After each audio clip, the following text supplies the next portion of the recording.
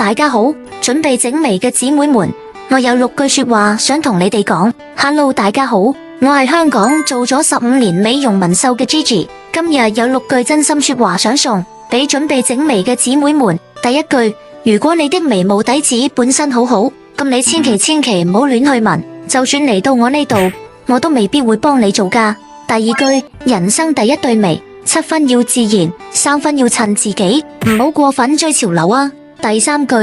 唔好為咗追求流色就將眉毛整到好深，當下襯你個樣，五官同氣質先至係最好嘅。流色呢個問題交俾我就得啦。第四句，眉毛稀疏，皮膚容易出油嘅姊妹注意啦。如果堅持要做野生眉，一定要先同紋繡師溝通調整技術細節，因為出油嘅膚質好容易令線條暈開，唔係話唔可以做，係要揀對方法先得。第五句，如果你的預算有限，一定要揀一間口碑好、夠正規嘅門店，千祈唔好貪平，隨便走入一間細作坊，當中嘅風險比你諗嘅大好多。第六句，如果你唔可以接受失敗嘅風險，就千祈唔好亂試超平價嘅項目，平價嘢真係會搞到你好煩惱喊，最後仲要使多好多錢去做修復。